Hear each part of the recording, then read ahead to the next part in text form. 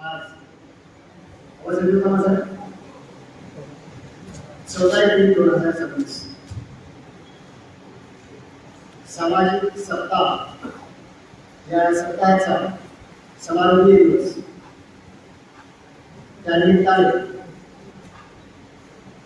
या नियोजित कार्यक्रमाचे अध्यक्ष माननीय राहुलजी कर्डिले साहेब, जिल्हाधिकारी, त्यासोबतच या कार्यक्रमाला प्रमुख पाहुणे म्हणून उपस्थित राहिले व्याख्याते माननीय प्राध्यापक डॉक्टर अजय कबाले सर, यशवंत महाविद्यालय, त्यासोबतच समाज कल्याण आयुक्त सर माननीय शिवानंद लिंगे साहेब, त्यासोबतच प्रमुख उपस्थिती असलेले माननीय गजानन दरवाडे सर, समाज कल्याण अधिकारी नांदेड, त्यासोबतच श्री अशोक गोडबोले सर, वरिष्ठ समाज कल्याण निरीक्षक, यासोबतच मंचावर मान्यवर या कार्यक्रमाच्या निमित्ताने सभागृहात उपस्थित असलेले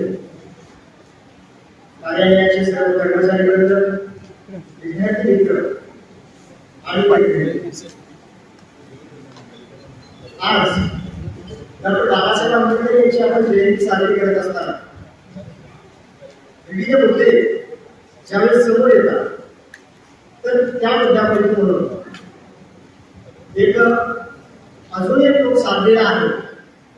तो एक म्हणजे डॉक्टर बाबासाहेब आंबेडकर यांच्या आयुष्यातील चळवळीचा, संघर्षाच्या सुरुवातीचे 100 वर्ष पूर्ण होते. पहिला जो मोठा लढा उभारला गेला डॉक्टर बाबासाहेब आंबेडकर यांच्या नेतृत्वाखाली, तो लढा होता महाड येथील 14 कळ्याचा सत्याग्रह. मुळात 14 कळ्याचा सत्याग्रह हा का करावा लागला, महाडचा संबंध कसा आला, याची थोडीशी पार्श्वभूमी आधी करूया. 1923 साली मुंबई विधिमंडळाद्वारे एक कायदा पारित करण्यात आला, एक आदेश काढण्यात आला की तत्कालीन कालखंडामध्ये जे काही सार्वजनिक पाणवठे आहेत, स्वातंत्र्यापूर्वीची परिस्थिती, स्पृश्य परिस्थिती, तिने तुम्हाला आता सांगायची गरज नाहीये, कारण अस्पृश्यांचा इतिहास आपण सर्वजण जाणतो. त्याच अस्पृश्याच्या इतिहासातला हा एक कालखंड, हा एक घटक, ही घटना 1923 साली आदेश निघतो मुंबई विधिमंडळाचा की राज्यामध्ये आपल्या ज्या ज्या ठिकाणी सार्वजनिक पाणवठे आहेत त्या सर्वच पाणवठे सर्वसामान्यांना, सर्वच नागरिकांना खुले असू शकतात. आता हा आदेश का काढावा लागला याचा जर एकाच शब्दात वाक्यात उल्लेख करायचा झाला तर त्या काळामध्ये अस्पृश्यांना सार्वजनिक ठिकाणी पाणी पिण्यास मिळाले. तो आदेश निघून सुद्धा 1927 पर्यंत, 20 मार्च 1927 पर्यंत महाड इथे 14 तळ आहेत, त्या 14 तळ्यावर तिथल्या स्थानिकांना पाणी पिण्यास मनाई होती.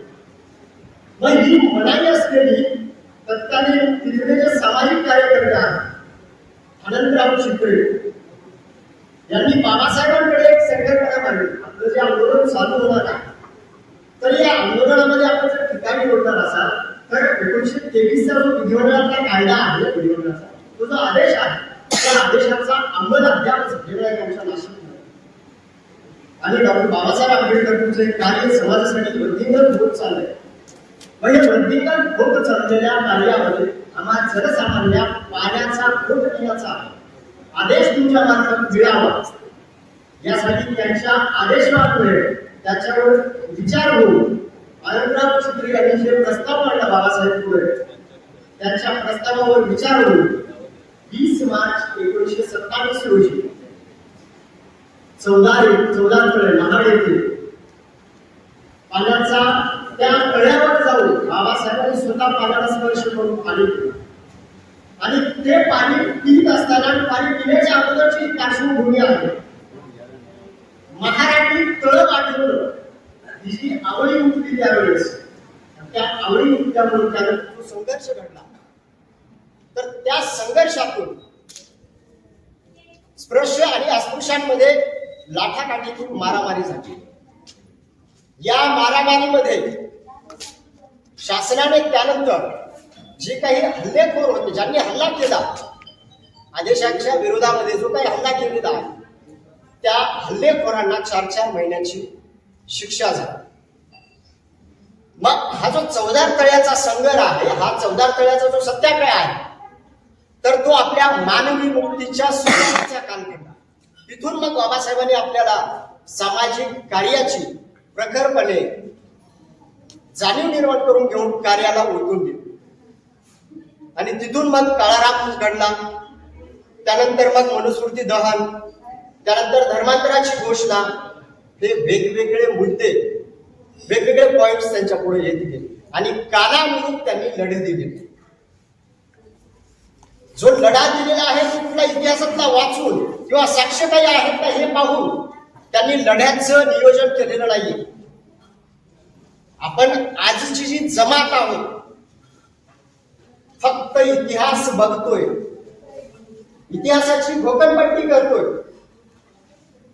सण उत्सवामधून इतिहास सांगतोय, पण त्या इतिहासाच्या आदर्शातून समकालीन ज्या समस्या आहेत त्या समस्यांना कुठंतरी मुठमाती देतो.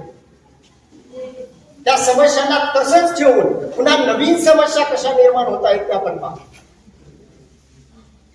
म्हणजे बाबासाहेबांचा आपण उहापोह करत असताना, त्यांचा अभ्यास करत असताना, महापुरुष म्हणून आपल्यासाठी त्यांनी काय केलंय हे बघत असताना आपण फक्त त्यांनी हे केलं म्हणतोय आणि 14 एप्रिलला त्यांना डोक्यावर घेऊन असतो.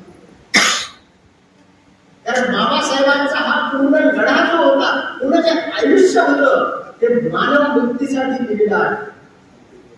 मग फक्त त्यांनी दिलेला लढाचा मी इतरांना सांगत बसायचा, सोशल मीडियाच्या माध्यमातून वेगवेगळ्या रील शेअर करत राहायच्या, गाणे बनवून त्याचे रील शेअर करत राहायचे आणि त्यातून आपला जो शिक्षणातला जो दुरापास नाश होतो, आपली जी शैक्षणिक अधोगती होते, आपल्याकडलं जे बुद्धित्वाचं ज्ञान आहे ते कमी होत चाललंय, याबद्दल आपण सांगत होतो. त्यामुळे बाबासाहेबांनी प्रत्येक गोष्टीवर टर्निंग काढत असताना, प्रत्येक गोष्टीचं सोल्युशन काढत असताना चिंतन आणि अभ्यासावर जोर दिलेला. आणि या गोष्टी आपण इथं विद्यार्थी जास्त प्रमाणात आहात, त्यामुळे या गोष्टी आपल्याला आवर्जून लक्षात घ्याव्या लागतील की आपण फक्त बाबासाहेब सांगत असताना, ऐकत असताना इतिहास फक्त वाचून चालणार नाही, तर समकालीन ज्या समस्या आहेत, विद्यार्थीवर तुम्हाला ज्या समस्या जाणवणाऱ्या आहेत, उच्च शिक्षण घेण्यासाठी तुम्हाला जर काही अडचणी येत असतील तर त्या प्रत्येक अडचणीवर सामाजिक विभागामार्फत स्कॉलरशिप दिल्या जातात.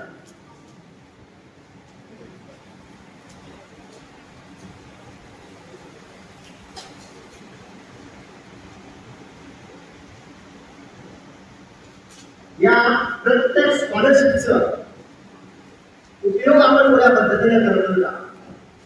मी गेली 5 ते 6 वर्ष एका महाविद्यालयामध्ये प्राचार्य सिनियर कॉलेजला प्राचार्य म्हणून काम करतो.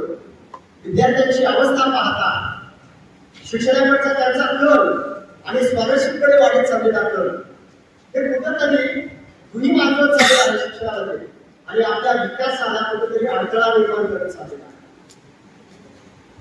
कारण रोजगार नसल्यामुळे आपला जो प्रवाह आहे तो बदलत चाललेला आहे आणि ह्या गोष्टी कुठेतरी थांबल्या पाहिजे. कारण मानवी मूल्यांचा सरांनी जो मला विषय दिलेला आहे, 14 कडे सत्याग्रहाबद्दल माहिती आणि मानवी हक्काचे महत्व, तर तुम्हाला मानवी हक्क काय आहेत हे कळायचं असेल तर मूळ तुम्हाला शिक्षण घेणं गरजेचं आहे. आणि शिक्षण हे फक्त नोकरीसाठी नाहीये, कारण डॉक्टर बाबासाहेबांनी कधीच नोकरी केली नाही. आपला आदर्श महामानव म्हणून ज्याला जर आपण संबोधत असाल तर त्या आदर्शाचा विचार करून ही गोष्ट लक्षात घेतली पाहिजे की शिक्षण हे फक्त नोकरीसाठी नाहीये.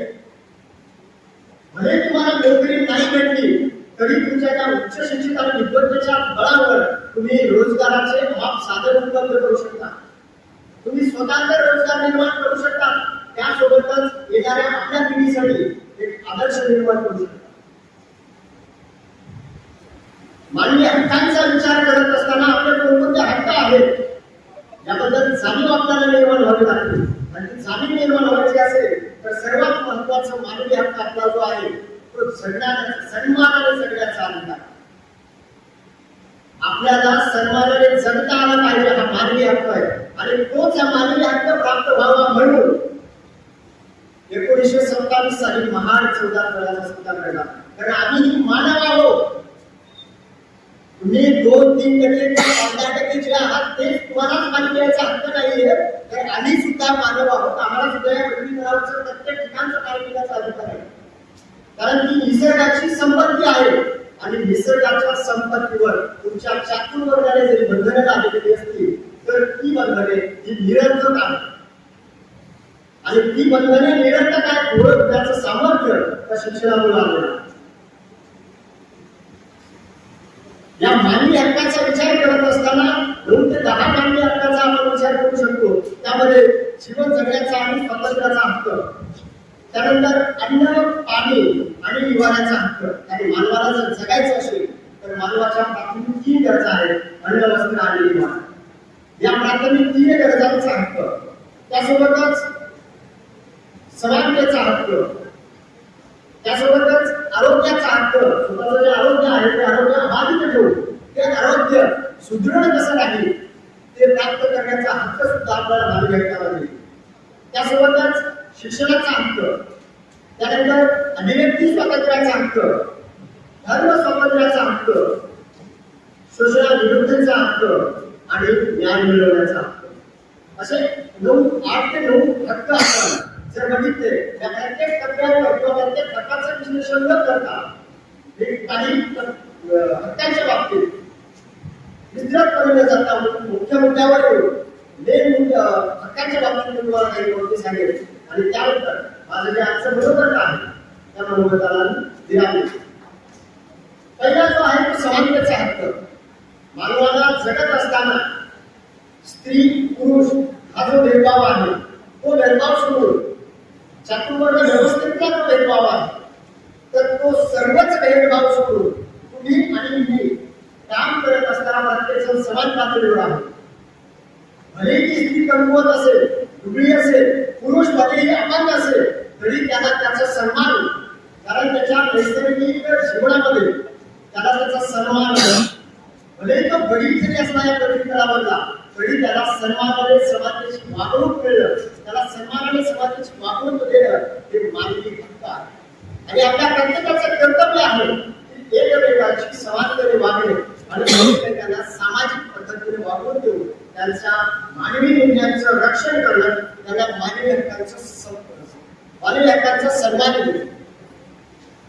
पुढे येत असताना त्याच्यामध्ये शिक्षणाचा जो हक्क आहे. मानवाला जगत असताना कोणत्या गोष्टी अयोग्य आहेत, कोणत्या गोष्टी योग्य आहेत हे कळण्यासाठी म्हणून आणि सगळ्या आपल्या दुरावस्थेचं जे कारण आहे ते आपलं अज्ञान आहे. या अज्ञानाबद्दलचं जे काही उल्लेख करून महात्मा फुलेंची शिक्षणाची कार्यसंघ त्या शिक्षणाकडे जात असताना सर्वच व्यक्तीचा शिक्षणाचा हक्क हा मूलभूत हक्क आहे. हा मानवी हक्क आहे. कारण माणूस जर शिकत नसेल तर त्याला ऐतिहासिक घटना, त्याला त्याचे आदर्श याच्याबद्दल ज्ञान होणार नाही.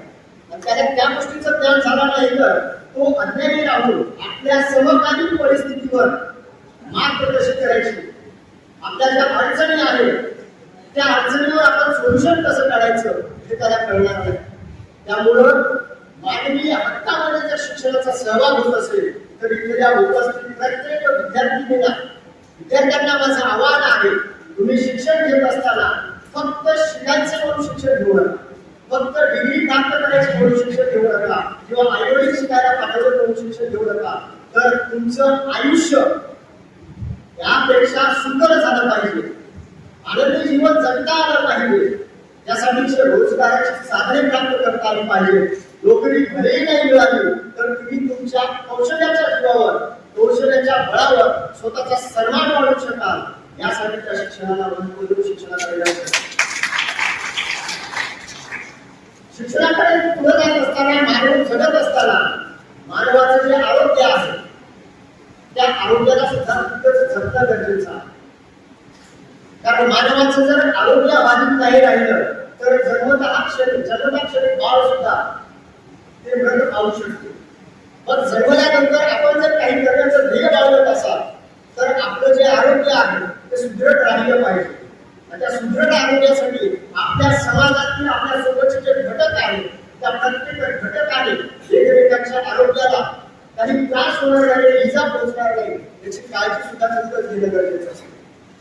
एप्रिल महिना सुरू झाला आणि एप्रिल महिना सुरू होता क्षणी विना भीम जयंती साजरी करण्यात येणार अशा बातम्या सुरू झाल्या. आनंदाचा जल्लोष आहे. डीजे लावायचं ना लावायचं दोन गट असणारच आहे प्रत्येक गोष्टीमध्ये.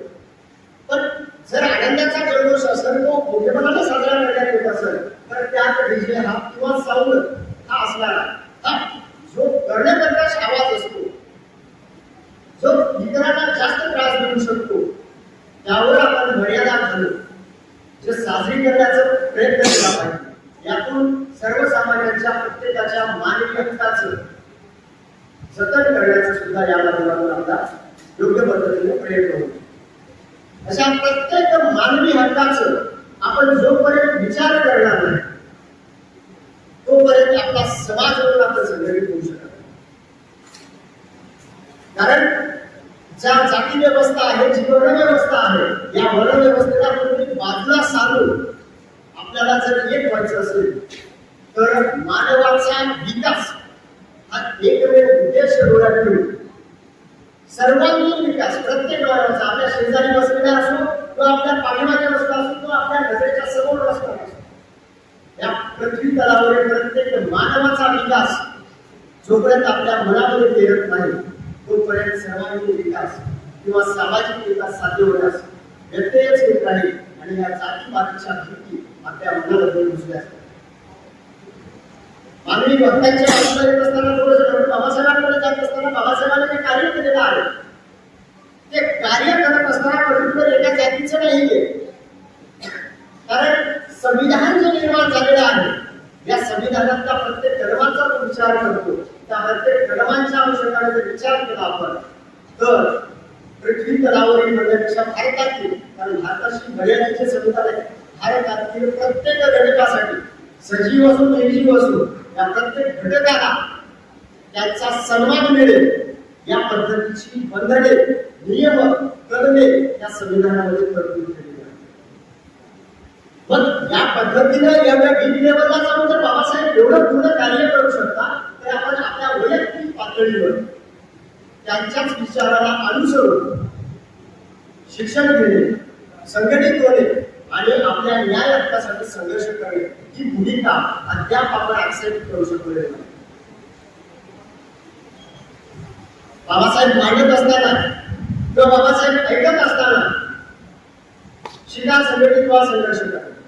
कार्यक्रम संपणार, डीजे लागणार, नाचणार, संध्याकाळी टोळीवर झुंडी जाणार आणि दुसऱ्या दिवशी पुन्हा आपलं रुटीन सुरू. या शिका, संघटित व्हा, संघर्ष करायचा काही संबंध नाही. कारण आमचं पोट भरणं, आमच्या खिशात दोन पैसे हेच आमच्या जगण्याचा एक उद्देश आहे. आणि आपला जगण्याचा हा उद्देश जोपर्यंत धरत नाही तोपर्यंत हे जल्लोष, हे सोहळे फक्त साजरे होत राहणार आणि येणाऱ्या काळात मानवाची अधोगती ही धर्म आणि जाती म्हणून होतच राहते. एकमेकांमध्ये वाद आपापसात होतच राहतो. म्हणजे नाहीसं करायचं असेल, सामाजिक सत्ता निर्माण व्हायची असेल तर मात्र मानवी कल्याणाचा विकास, मानवी विकास हा मुद्दा आपल्या नजरेसमोर ठेवून आपल्याला वावरावं लागणार आहे. प्रत्येक कार्य करत असताना, दिवसभरातली आपली प्रत्येक कृती करत असताना आपण पुऱ्या पद्धतीने करतो त्या कृतीचा आपल्यासोबत येणाऱ्या पिढीवर काय परिणाम होऊ शकेल का? कारण आपण फक्त आपल्या पुरता विचार न करता येणाऱ्या पिढीवर सुद्धा काही परिणाम होऊ शकतो का हे जोपर्यंत आपण कृती करत असताना विचार करणार नाही तोपर्यंत हा जो सामाजिक समता आहे ती साध्य होणं कदापिही शक्य नाही असे मला या निमित्ताने वाटतं. या निमित्ताने सामाजिक सत्ता समारोहाच्या निमित्ताने समाज कल्याण कार्यालयाच्या मार्फत मला निवेदन देऊन म्हणजे माझा त्याबद्दल आपल्या सर्वांचे आणि उपस्थित असलेल्या सर्व मान्यवरांचे, प्रेक्षकांचे, विद्यार्थी मित्रमैत्रिणींचे आभार मानतो आणि गावाचे दोन शब्द संबोधले.